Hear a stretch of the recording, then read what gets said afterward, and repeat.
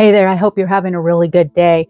Today, we are going to be working on and exploring, reviewing, unboxing the next in the Annie's Moroccan Afghan kit. So this is kit 3, and I'm excited to be getting into this because so far, I don't really have any complaints about this Afghan. I don't have any complaints really about the direction it's going into. In fact, I'm really kind of enjoying this piece, and I'm getting excited to see the shape that it finally takes and to actually be able to use the Afghan itself around my house.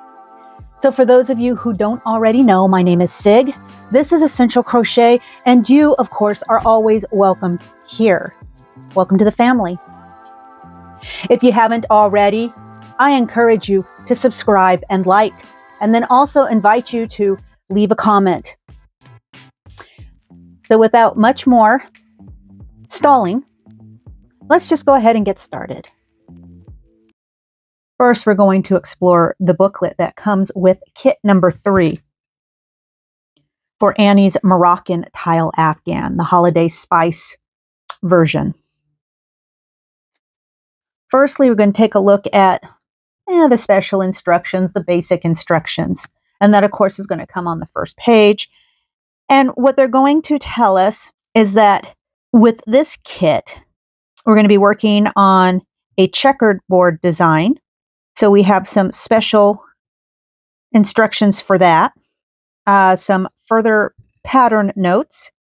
Special stitches for this particular one is going to be a 4 double crochet cluster and or a 5 double crochet cluster. And then for this kit, what comes in the kit is going to be the instructions, of course, and this one comes with the next installment of yarns. So we've got a couple of new yarns for this particular iteration of the kit. And of course, all the yarns come in 50-gram skeins, which is approximately 90 yards of yarn. So they tell us that we're going to get 1 skein of the saffron, and that's this yellow one right here.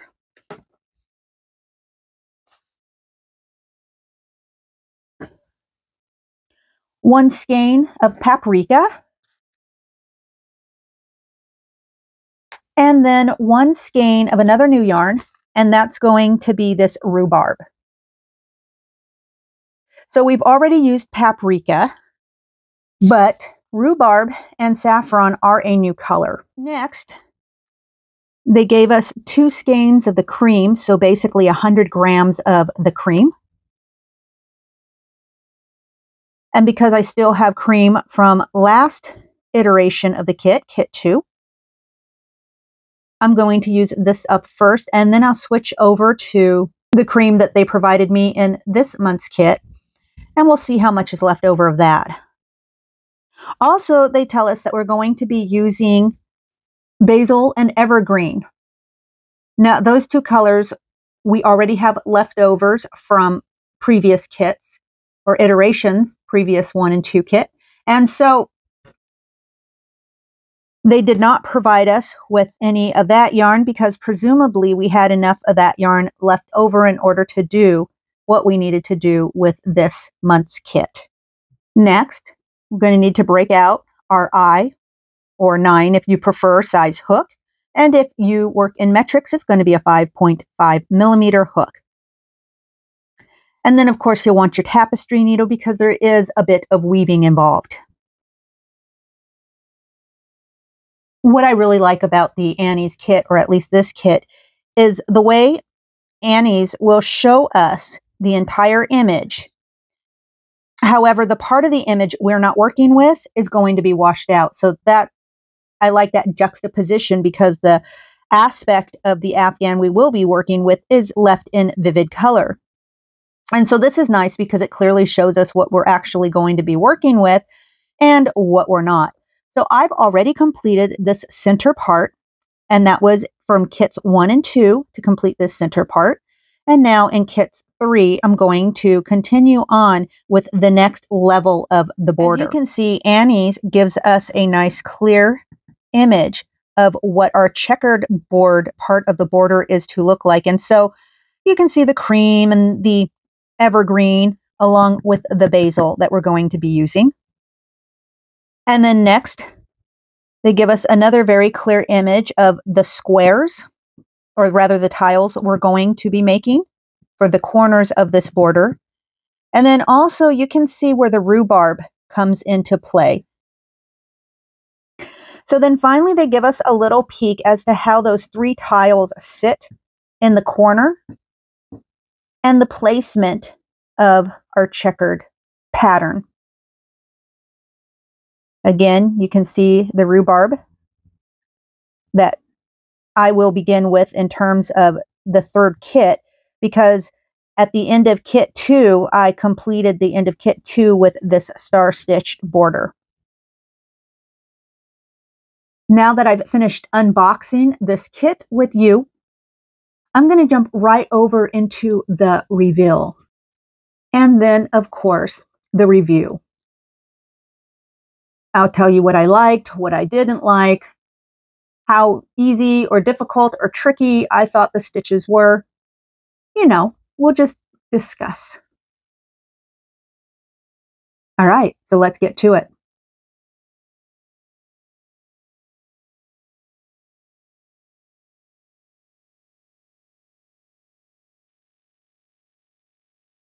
So kit 3 moved along pretty quickly.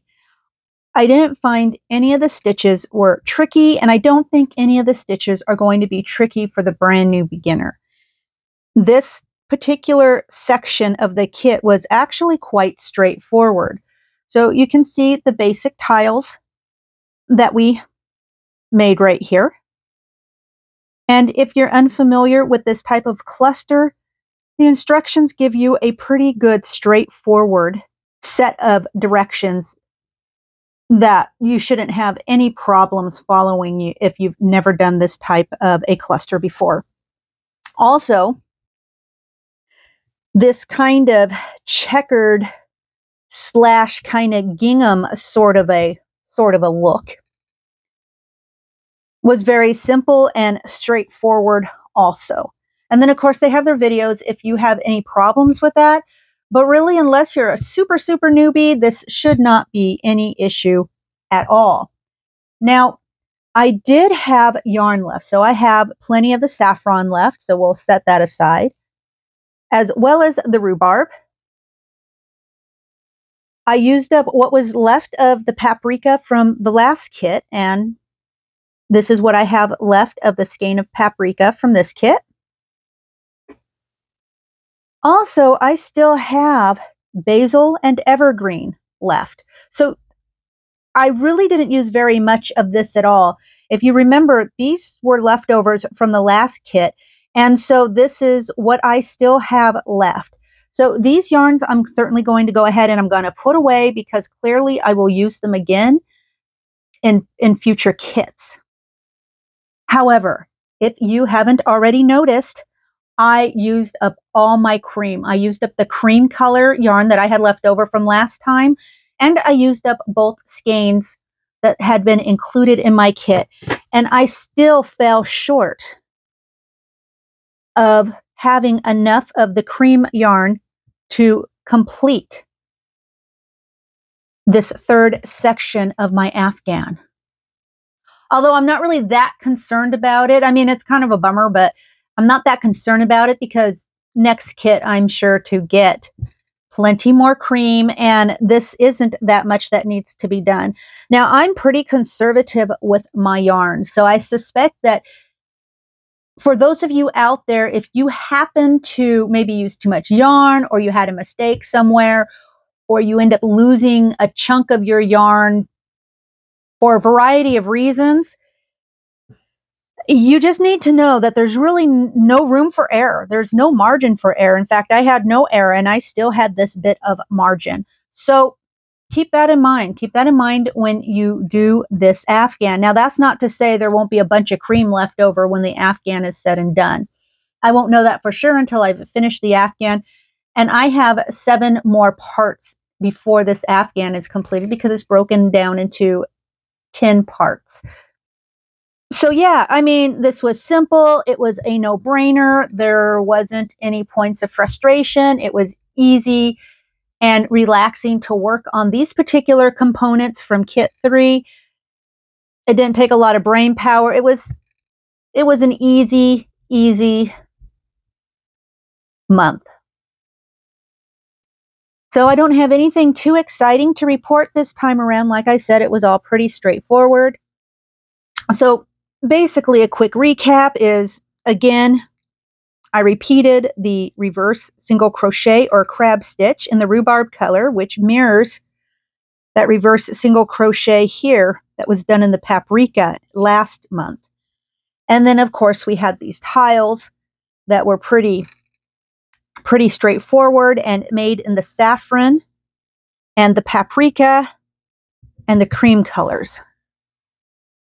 And then you, of course, throw in this kind of checkered gingham look with the 2 different greens and the cream. Okay, so that does it for Kit 3. And I will see you next month for Kit 4, the 4th part of the Moroccan tile Holiday Spice Afghan. So until the next video, have a fantastic week. Keep crocheting and stay safe out there. Bye-bye now.